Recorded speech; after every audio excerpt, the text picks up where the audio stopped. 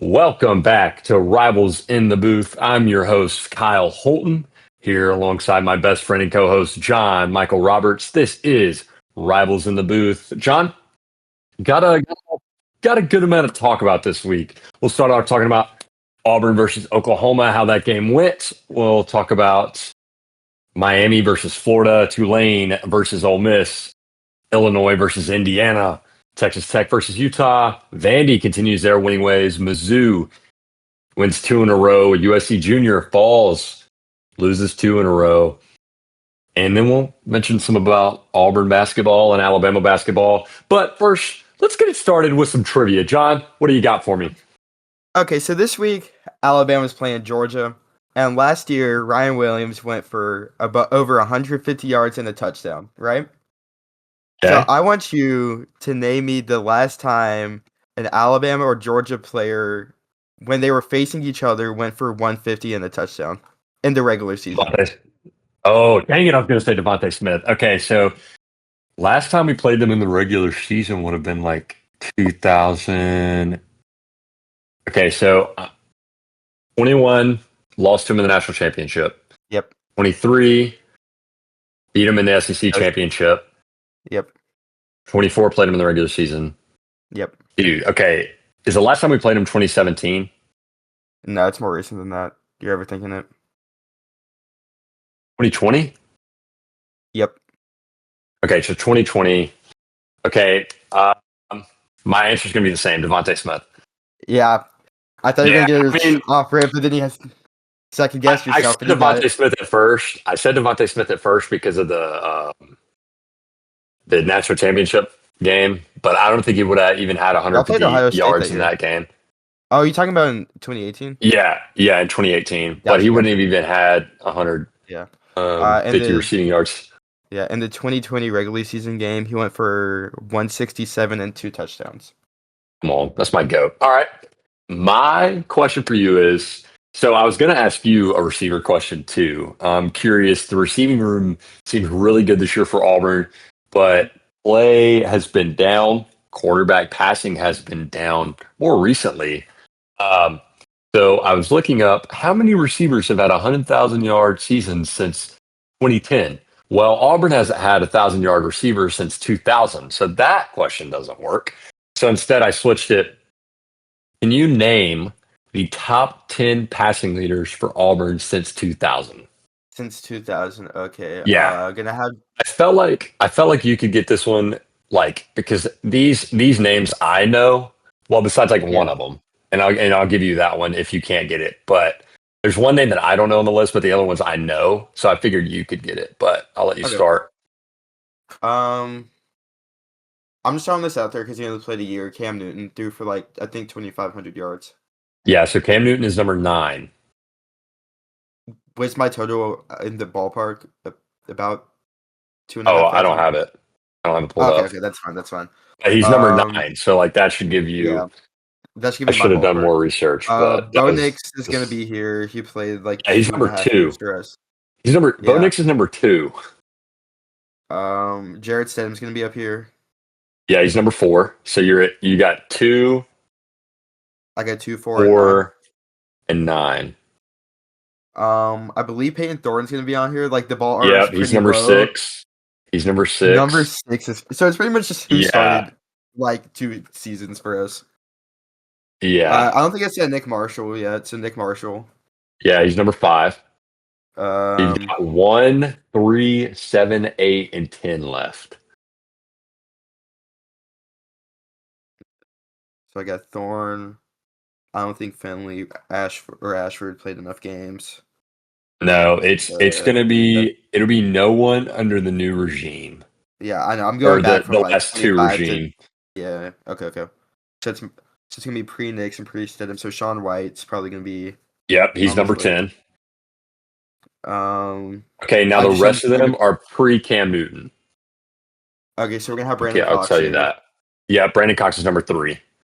You said since 2000. Yep. Jason Campbell. Yeah, he's number 1. Yep, he's number 1. What am I missing? Oh, you have hang on, You have 7 and 8 left. 7 and 8. So Brandon Cox is late 2000s. Campbell is like early. So am I looking at like that 06 to 08 range? One is before that. But yes, one is 06 to 08. So Cox was 09. Can I get a hint?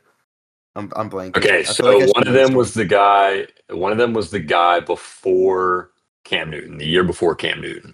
So before you had Cam Newton, you had this guy. This is the guy you didn't recognize. No.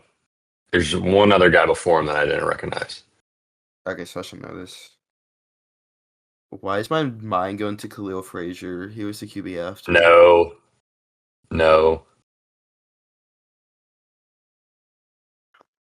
This Um, guy, he was in 2 years for Auburn, passed for 3,500 yards. 3,500 yards. I'm either Think looking about it. really stupid or I'm learning something new today. You're probably learning something new today. This is one guy that I would understand you not getting, but like I knew his name. He's number 8 on the list. And then the last guy, he played for Auburn in 2000.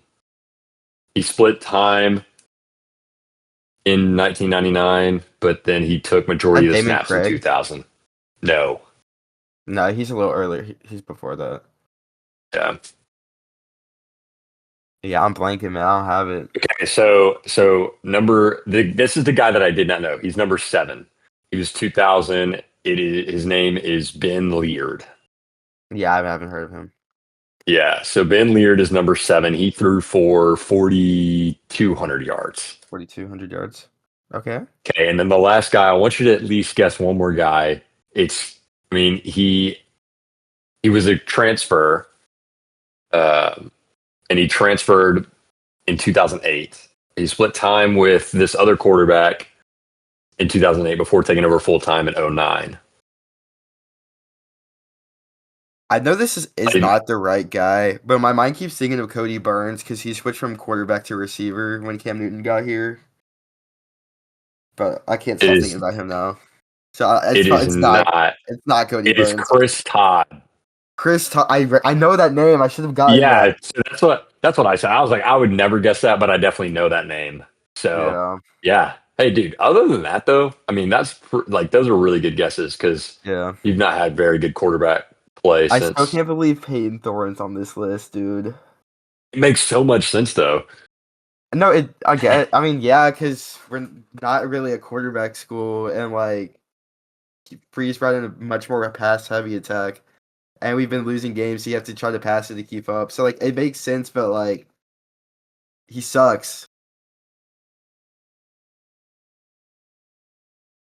Yeah. Well, speaking of Auburn not being a passing team or not having good quarterback play, let's talk about Auburn versus Oklahoma 24-17. Hey, look, I'll go ahead and give you this.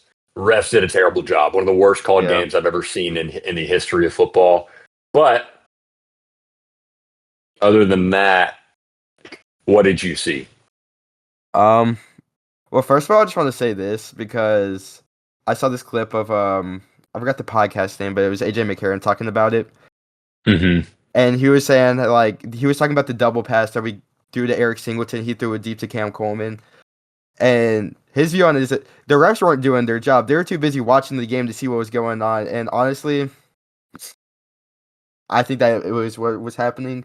But besides that, I think Cam Coleman showed why he's at worst the second best receiver in this conference last week. Like he was getting open all game, destroying that secondary, and was making every contested catch. And if he wasn't making that contested catch, he was drawing a pass interference call, or what should have been a pass interference call. I'm looking at that double pass when he got tackled in the air, and the ref was not even looking at the play. Dude, he slipped. The ref was trying to get out of the way and tripped.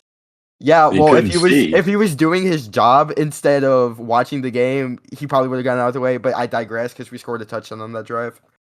I do feel like his job is to watch the game, but yeah. He's watching the wrong element of the game. Is that better?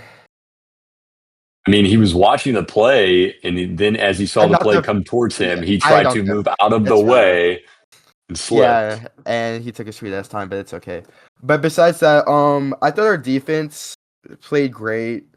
Like I felt like we were getting good pressure on Mateer, but he's just a damn good quarterback, and even with that pressure, he was still able to make accurate passes. Yeah, my thing with that was they tried to run the ball so much if you're Yeah. Oklahoma. They passed the ball 36 times, but they tried to run with Mateer 10 times. Like they had Hmm. 10 designed quarterback runs for him, and it just doesn't make sense to do that against a really good Auburn team. I think you got to throw the ball downfield. Well, a really good upfront Auburn defense because the Yeah. secondary has been what's lackluster for y'all all year. And Oklahoma, I guess their offensive coordinator is a guy who likes to just, if it works, keep going. And Hmm.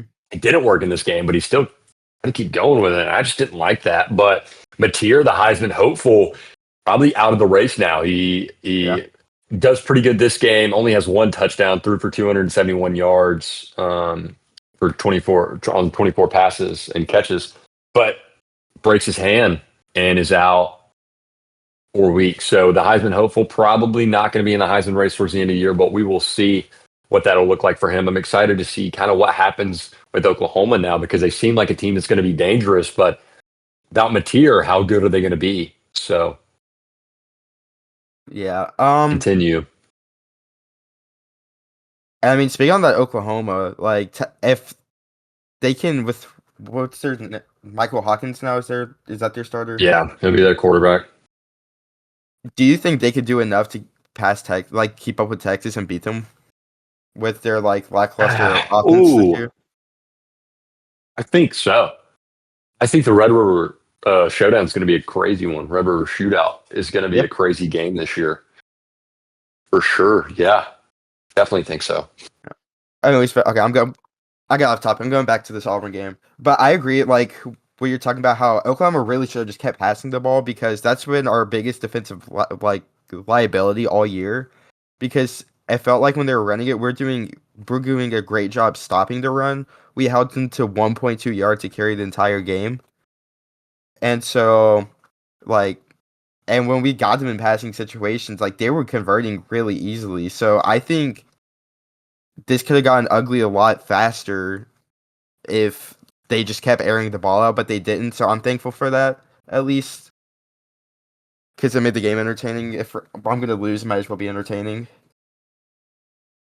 But that's really all I 100%. had, and I hope Mateer Yeah, gets back healthy. But gotta take it one week at a time. man. I just want to point out the offensive line for Auburn. Now, Jackson Arnold, not a great job of getting the ball out No, quickly, but I completely I mean, missed that. 10 Okay. sacks. That's 10 inexcusable sacks. on both parties. I think if you play a better offense, Hmm. you're getting blown out. Yeah.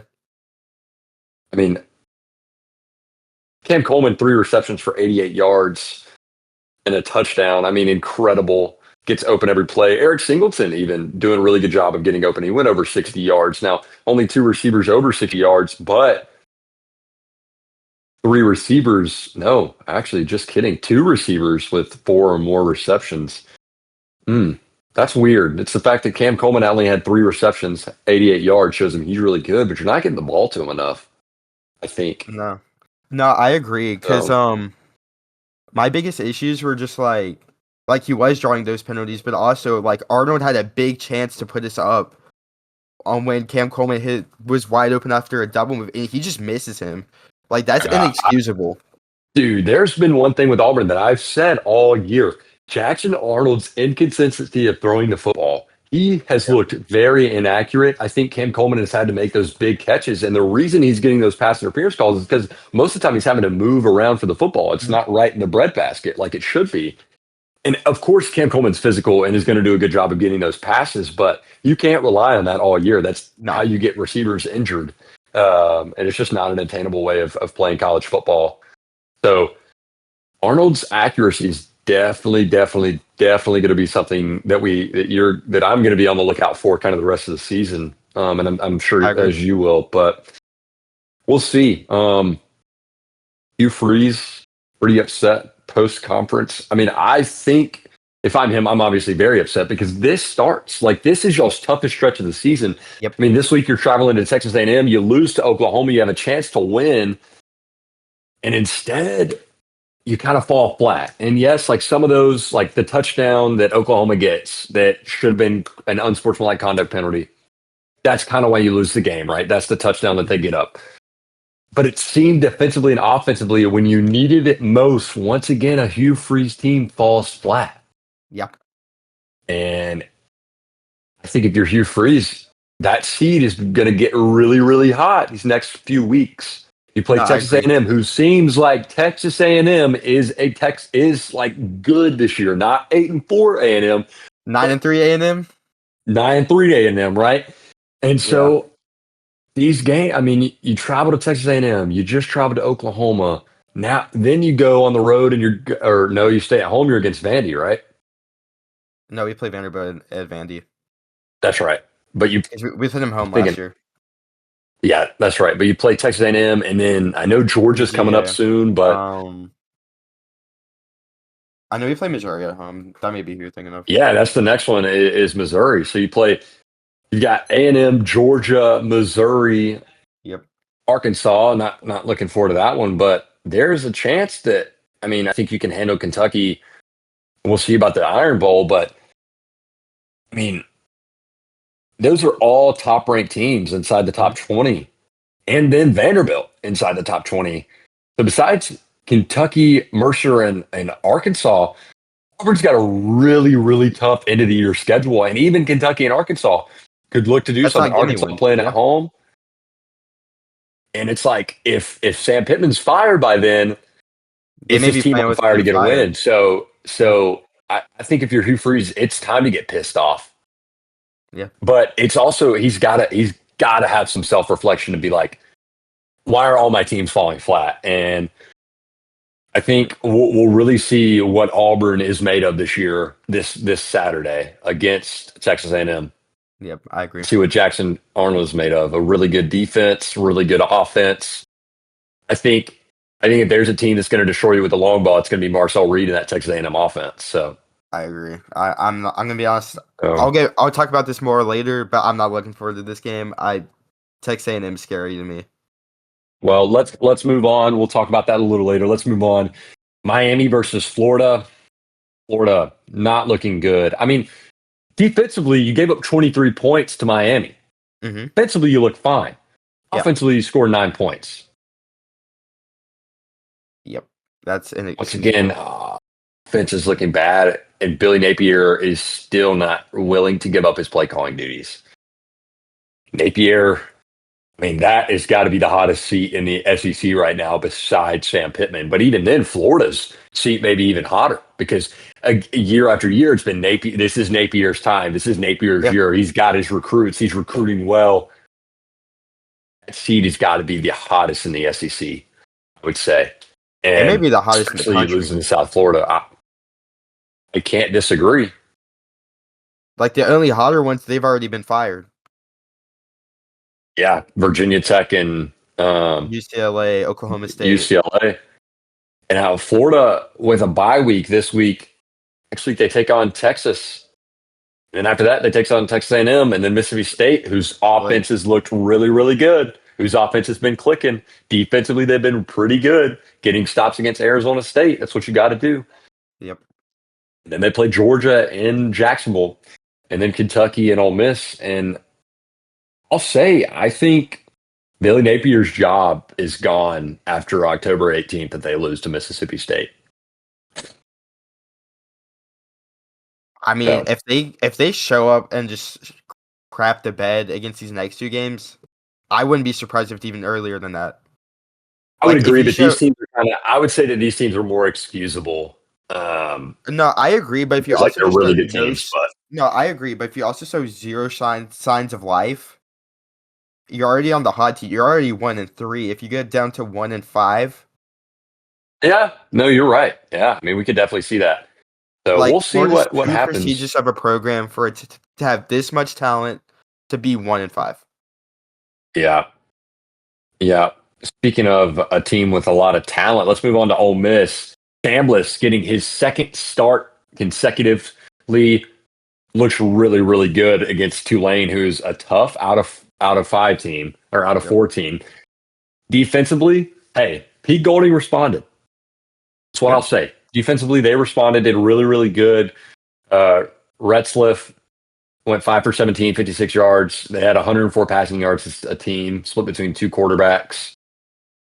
Rushing had 178 yards. It's Tulane. But Ole Miss, hey, Trinidad, Chambliss, 307 yards, two passing touchdowns, had a 90 QBR. He rushed for 112 yards, their leading rusher. Juan Casey, their running back, rushed for 68 yards on 18 attempts. And then Damian Taylor rushed for 24 yards. And then Logan Diggs down there with 20 yards has a rushing touchdown. So three rushing touchdowns and two passing touchdowns. And Ole Miss looks really, really good. Receiving wise, split the ball out pretty well. 4, 3, 3, 2, 1, 1, and 3. I mean, four guys had 60 plus yards receiving wise. So they look really, really good. And they bounced back from a close win against Arkansas. So and then Arkansas losing to Memphis. What a game. What a game. I know. At Memphis, loses to Memphis. Sam Pittman's also in the hot seat. Yep. I think Memphis may get the that's my pick right now to get the Go 5 They could. playoff bid. They definitely could. I I think mean, it's the winner of the American Conference. you think? I was thinking it could be Mountain West with Boise State again, or South Florida. South Florida could win, but they're in the American, right? I So believe yeah, so. So that's a yeah, strong 3-team race between South Florida, Memphis, and Tulane in the American. yeah. Moving on, this is going to be out of the SEC. Let's go ahead and talk about. Let's talk about it. Hey, Google him. Indiana destroying Illinois 63-10. Oh my goodness. Um, what did they do? I look I at think they're the. going back to the playoff. They just I freaking think they beat them in deserve every to. I mean, aspect of the game. With how they're they playing, yeah, shut they them do out in the deserve. second half. They shut them out second half. 10 Yep. points in the first half. They were up 35-10 going into halftime. They score four more touchdowns in the second half and don't give up a single point. Yep. So Indiana destroying, I think once again, like we were all questioning Indiana because they rebuilt the team again. Mhm.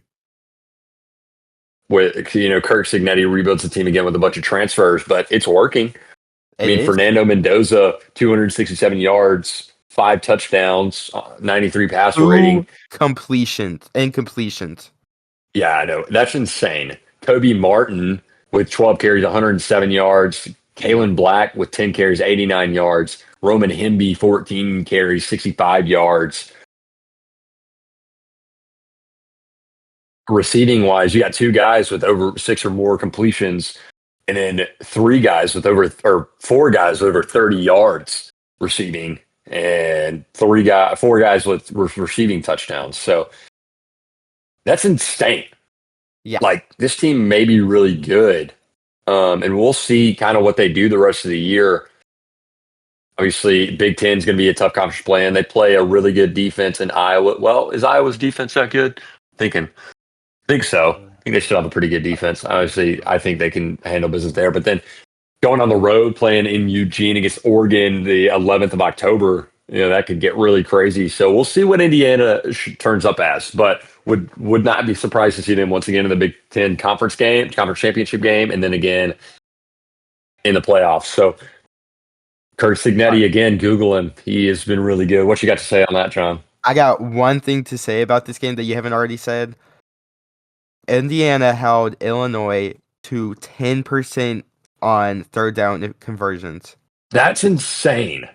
Illinois When's the last went time we saw 1 that? for 10 on third down conversions Saturday. Golly. When's the last time we've seen that? I cannot tell you. All right. A big one we were looking forward to on the weekend was Texas Tech versus Utah. John, you had Yep. Utah winning that game. Dampier looking to Yeah, do I really thought. good. I Yeah, picked and Tech, it didn't happen. and Tech wins that one big, 34-10. Yep. Dampier looked pretty good, 25 for 38, but only 162 yards, Yeah, two but 2 picks, interceptions. no touchdowns. But that game, hey, I'll give the offense this. That those offenses were slow because it was a 10 a.m. local time kickoff, which is insane. So, um, Ew. but 162 passing yards, 101 rushing yards, um, no touchdowns, only no passing touchdowns, only one rushing touchdown. Texas Tech defense looked really good. Yep. Offensively looked okay. They had two quarterbacks play this game. Will Hammond goes 13 for 16 for 169 yards, two passing touchdowns. Bayron Morton goes 12 for 19, 142 yards, no touchdowns. Cameron Dickey runs the ball for 67 yards. They ended up with 173 total yards of rushing, average about 4.72 rushing touchdowns. Um, and then passing, they had, oh my goodness, 5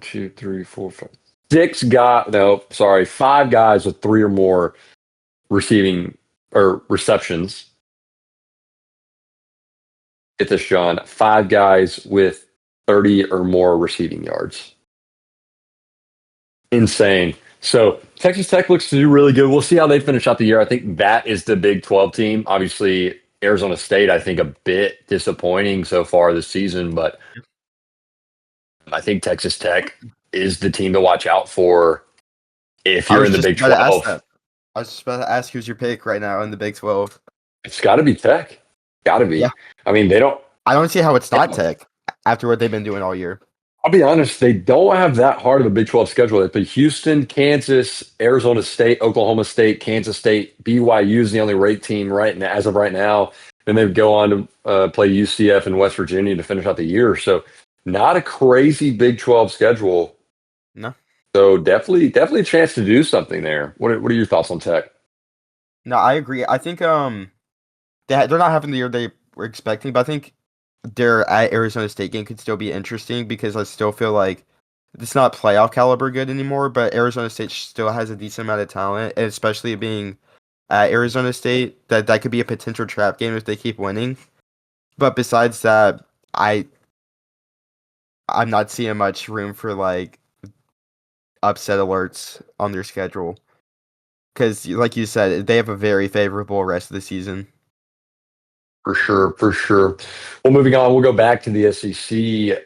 Vanderbilt continuing to handle business, win 70-21. Not a whole lot to talk about. It's against Georgia State. Auburn legend TJ Finley, the quarterback there now. But Diego Pavia continues to be really good. John, they had 4 guys pass the ball, and they're not all quarterbacks, I don't think. Wait, Muschamp, is your dad who I think he is? Yes, he is. Yes, he is. Dang. Yep. 2 for 3, So 40 not a whole lot yards. to talk about there. Vanderbilt continues to win. See what they do. Um, Look how many yeah, rushing touchdowns they Missouri. had. They Oh, I had saw. 8 It was insane. rushing touchdowns. 8 rushing touchdowns, but that makes sense. Yeah. It's just it was crazy enough that I had to say that though. Continuing the SEC, the team that Vanderbilt played last week, South Carolina flails 0-2 in the last 2 SEC games. Lenore Sellers goes 18 for 28, 302 yards, 2 passing touchdowns against Missouri, but they just can't get it done. And Missouri wins that one 29-20. Missouri, hey, they can start stepping up soon and getting really, really good. But Yep. man, if you're that seat for Shane Beamer. thank you. Wow, I was blanking on Shane Beamer for Beamer ball. That seat is starting to get hot again, I Yep. think. So um yeah, I mean Lenore Sellers 10 carries for negative 28 yards. So not looking very good. They only had 2 touchdowns, both passing. Van Dietrich Jacobs, 128 yards, 7 receptions. Brian Rowe Jr., 50 yards, 3 receptions. Nick Arbor, 45 yards, 3 receptions. Jared Brown, 1 reception, 32. Jordan Dingle, 20 yards, reception. So they're spreading the ball out well. Just can't they just get in the red zone and can't score, it seems like. So Missouri handles business. Bo Prabula, I could not say his name there.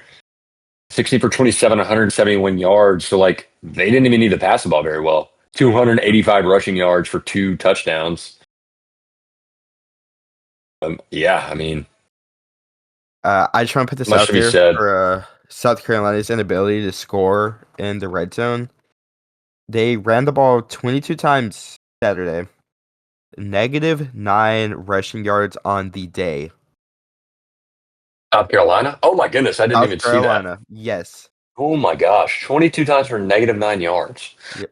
And then on top of that, they have They 14 didn't have a guy. penalties for 98 yards on top, like, to make it even worse. They didn't have a single guy rush over 10 yards. No, their leading rusher That's had 7 crazy. yards on the day. 7.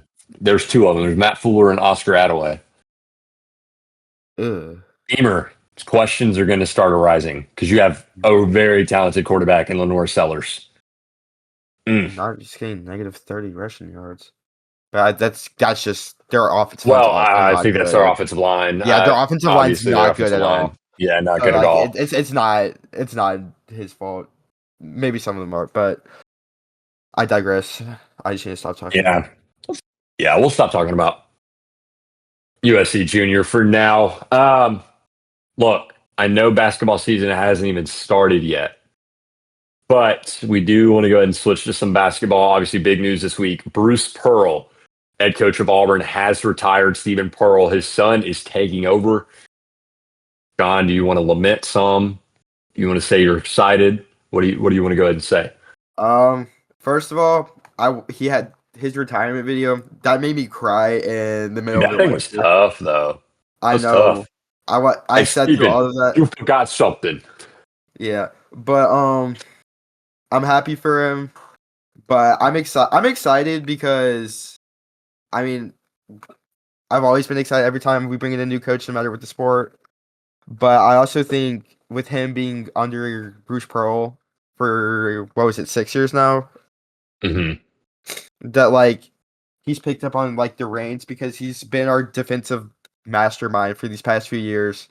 And he's had a big impact in our recruiting. So I expect, like, recruiting to not be insane, like, these first few years because obviously these top-end players want to play for a coach who has at least some experience with him being a first-time head coach. I'm expecting that not to be the case early on. But if he, like, performs and keeps us at some form of respectable level, I expect the recruiting to slowly build back up with him getting experience. So I'm not. Hey, I don't know. Todd Golden, first-time head coach, has recruited very well at Florida and just won a national championship. So exactly.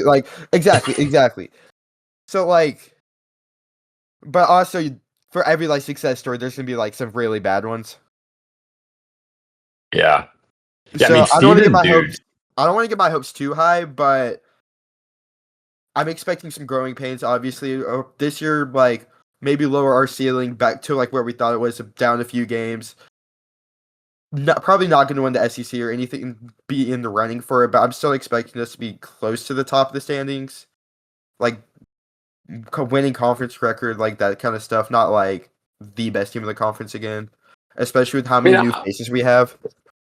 Yeah, I don't know. There was 14 or 15 SEC teams in the tournament last year. Yeah. I think that could happen again. I think one of those is going to be Auburn. Very tough out-of-conference schedule. That's what I would be worried about. You play Houston, Oregon, Michigan, NC State, Arizona, Purdue. Very tough out-of-conference play. No, I agree. I'm worried, but at the same time excited because that's what we get. I mean, it's a challenge, right? And the good thing is you retain the rest of the staff, right? Like, 100%. I've seen questions out there that everybody is like, why did Bruce Pearl do it now? Is it because they couldn't find a head coach? No. I don't think that's the case at all. I mean, Stephen Pearl signed a 5-year contract as a head coach. I think this has been the plan for years. The university to AD. I mean, everybody. I mean, Todd Golden came out and said something about Stephen Pearl. I think this has been the plan. I think Stephen Pearl is young. In fact, he had a chance to go to Murray State, if I'm not mistaken, and he declined that. And so I think I'm worried as an Alabama fan about what Stephen Pearl can do at Auburn. I think first year, yeah, it's going to be down a little bit, especially with as new of a team as it is. But Mhm. I mean, Auburn retains the rest of its staff, Yeah. right? They can sign an assistant and replace Steven defensively, but Steven coming in and replacing Bruce. Now he's not going to be Bruce, but he could be better than Bruce. Who Yep. knows? But I hope so. hats off to Bruce Pearl. Yeah. Hall of Fame Great, coach. great basketball coach. Yeah, 100%. A Hall of Fame coach. There's not much good I have to say about Auburn coaches, but if there's one Auburn coach that I would say anything good about, it'd definitely be Bruce Pearl. He'll be the next senator of Alabama. So, what? Just kidding. I don't know that for a fact. He did say he's not going into politics, at least for now. So we'll see. We'll see. All I gotta But say is build the statue. 100%. He's got to get one. He's got to get one. I think, yeah. Hats off to Bruce Pearl. Incredible coaching career. Did good at Tennessee. Did good at Memphis. Did good at Auburn, and 2 Final Fours in that era. I mean, how many tournaments did you make it to? I don't think you missed like one since he was there. So 1 or 2. So maybe Uh, more. I'm not sure, but I don't know. I know it wasn't a lot. Completely Hats off to rebuilt. him. Arguably the Yeah. worst team in the conference to Yeah. a powerhouse 100%. in the conference. 100%. And, ends 3-5 against Nate Oates. So, yeah. How Hats can off I to make Bruce this about Pearl. me as David Brad? No one cares. He retired. Shut up. Roll Tide. All right. Speaking of Alabama basketball, Jahil Bethea, Miami transfer, breaks his foot. Is going to be out for the beginning of the year against Alabama. Now, we have a tough out-of-conference schedule, too. Not as tough as Auburn's, I would say. I would say it's close, but, I mean, Auburn just going to get through some growing pains. Steven steps in, but maybe we start off playing St. John's, Illinois, Purdue, Gonzaga, UNLV, Arizona, Clemson, South Florida. So it's a pretty tough out of conference schedule, and then the SEC's just been really good at basketball, and I think that's only going to continue to get good. Texas A&M's been rebuilding, been loading up. Mississippi State loading up. Yep. So Bethea out is definitely going to hurt us, but I think our guard play is going to be good. Aiden Holloway, LeBaron Philon. I'm blanking. And Holloway, I'm still mad at him. Yeah, I know. You're going to be really mad at Ediford when he comes. He's not transferring. We've been over this. Yeah, Latrell Reitzel, he's back. Davian Hannah, he's a freshman, probably won't play much. Our forwards, definitely a newer forwards there. Getting Taylor Balboa. I think we'll be okay, but definitely without Jahil Bethea to start the season, we're going to have some growing pains. But I'm excited to see what basketball will look like this year. But yeah, enough about basketball because it's not basketball season yet. John, let's go ahead and get back on the football train. Let's talk about next week. Auburn going into Texas A&M. Thoughts, predictions, and what are 3 things Auburn needs to do to win this game? My thoughts. I'm not looking forward to this one, like I said earlier, because I feel like right now, even though Auburn has to be playing pissed off, I just feel like A&M has more to play for, and they're going to be probably more pissed off from the game we played against them last year. Mm-hmm. And ever since Gus Malzahn left, we just have not been able to win in College Station. And so and we're playing in a tougher place we played than last week. So I think A&M wins, but I think if Auburn does want to have a chance, you have to improve on what went wrong last week. Arnold has to be better. He has to be more accurate. He has to be faster. The offensive line has to be more disciplined. I lost count of how many false starts we had against Oklahoma. We can't be doing that against A&M at A&M if we want a chance to win.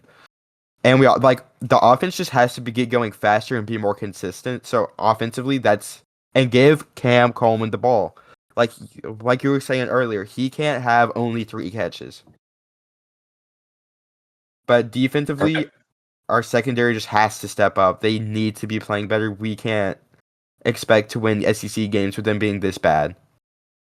Yeah, 100%. I think I would say the same thing. Got to be better discipline. O-line's got to block better. Arnold's got to get the ball out and get the ball to Cam Coleman. Defensively, Yep. secondary's got to play better. Still needs to continue to be disciplined. Defensive line got to control the line of scrimmage. So, yeah, 100%. Yeah, I think you hit it. I'm going to go ahead and say Texas A&M. I think their quarterback has a field day on Auburn's secondary, so I think he's going to run for a lot of yards. Yeah, Marcel Reed's just going to have a day against y'all, I think. What's your score prediction? 45-17, Texas A&M. Mine's about in that ballpark. I was thinking like 35, 38, 17, or 14. So I'll throw it in there as 35-14. Take the best Yeah, of that'd be both mine. worlds. All right, so next we have Bama versus Georgia.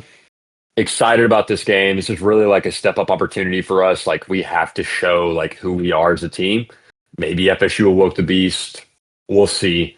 For me, I think if we need a chance to win this game, offensive line's got to block, have to slow down our penalties on both sides of the ball, and then defensively control the line of scrimmage. I think we've had a tough time with that. Now, Tim Keenan will be back for this game. Jem Miller going to be back for this game. So hopefully running is better offensively and run defense is better defensively. Now, Jamarian Latham goes down with a neck injury in practice yesterday. That's going to hurt us. I think he's a linebacker.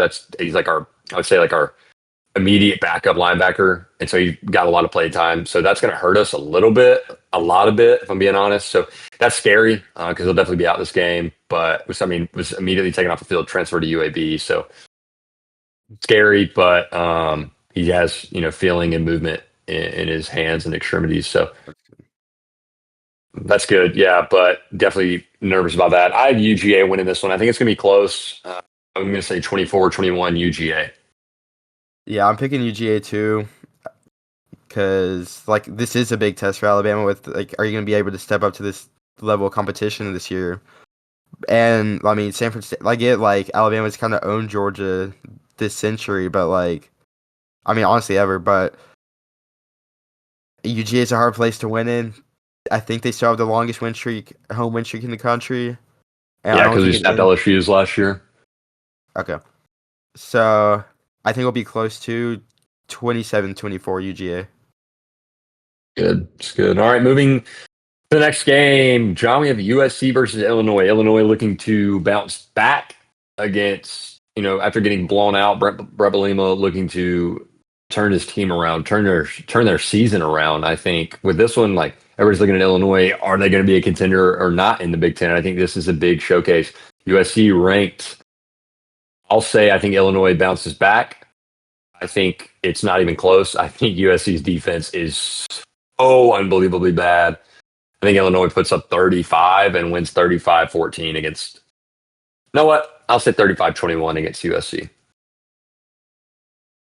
I mean, I'm not looking at the level of competition they're playing, but right now USC has a higher ranked scoring defense than Illinois. Well, that's because Illinois just got put 63 on against Indiana. That's the only reason why.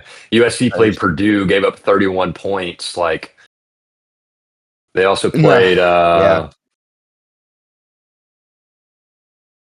But no, you're right. Hold up. They played Missouri State, Georgia Southern, and Purdue and Michigan State. Michigan State put up 31, Purdue 17. Georgia Southern put up 20 points on them. They just played a lot worse talent. Yeah, that's fair. So I'm looking at Illinois' offense, at least like their yards per game and points per game. It has to get going if they want to move. Like, they're nowhere near the top 25 for any of them. So, but they also have been playing tougher competition compared to USC. But I'm rocking with the Trojans to win on the road here. What's your score? What's the score? 21-31 USC. Okay, so you think lower. Well, it's not that much lower scoring. All right, back to the SEC and SEC matchup. LSU going on the road to play Ole Miss, or is Ole Miss going to town? No, they're playing at. Nope, they're going on the road. Yeah, They're going to Ole LSU on Miss. the road to play Ole Miss. I remember because Lane Kiffin had a comment about them only getting a 2:30 kickoff. I got LSU in this one. No, I don't. I got Ole Miss in this one. I can't pick Brian Kelly to win a game. I got Ole Miss. I think it's going to be a high-scoring matchup. I think it's going to be 41-38 final Ole Miss. Trinidad Chambliss gets it done again. I think this is where we see the Brian Kelly start to fall off. Nussmeier finally has a good game offensively, but their defense doesn't step up. This is always what happens with Brian Kelly. It's going to happen again. Yeah, I agree with. I think it's going to be a high scoring game, but I think I'm also rocking with LSU here. But I am listening to Lane Kiffin, and I'm taking the over on this. And give me LSU. Listen to Lane Kiffin. You're listening to his daughter. Hey, Lane Kiffin said bet the over. LSU 56, Ole Miss 49. Dang, you got a really high scoring game. Oh, I did not think when's the last time it's been like both teams under 30? Like this is always a high scoring that's game. fair. That's fair. That is true. All right, next up in out of state. This is where game day is heading. Or not out of state, out of SEC. Big Ten is where game day is heading. Penn State versus Oregon State. Oregon, not Oregon State. What am I talking about? I got Oregon in this one. I don't think Penn State's played enough competition. They, basically blown everybody out, but not enough competition. I think Oregon handles this one easily. I'm going to say 35-14, Oregon. Yeah. I don't know if they handle it easily, but I also am rocking with Oregon. I just don't trust Drew Aller still. Don't think we're gonna ever I don't trust James Franklin. Yeah, him too. I just think Drew Aller's never gonna take that next step. This is who he is as a player, and so I'm kind of tired of seeing that on the internet. And I just trust Dante Moore more than him. And Lanning more. And yeah, him too. I trust just both of them more straight up. So I got the Ducks. Maybe a closer game, like 28-20.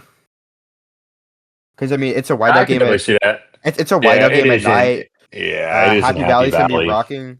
So I think they'll give them some favors, but not enough favors to win. I think Oregon's going to quiet that Happy Valley crowd.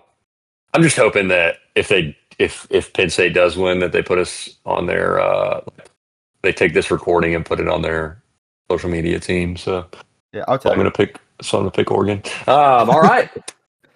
Yeah, so those are really the big games going on this week. Look, Auburn, man, if you're Hugh Freeze, you have to bounce back this week. You can't have any faults at practice, can't have any faults in the game.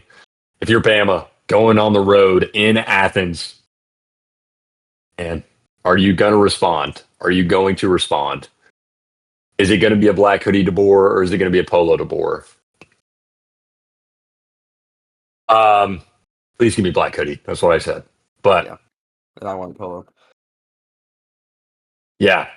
Well, this has been Rivals in the Booth. I'm your host, Kyle Holton. That's my best friend and co-host, John Michael Roberts. Thank you for joining us. We will see you next week. Roll Tide. War Eagle. Let me stop this now. I was gonna say something earlier, but like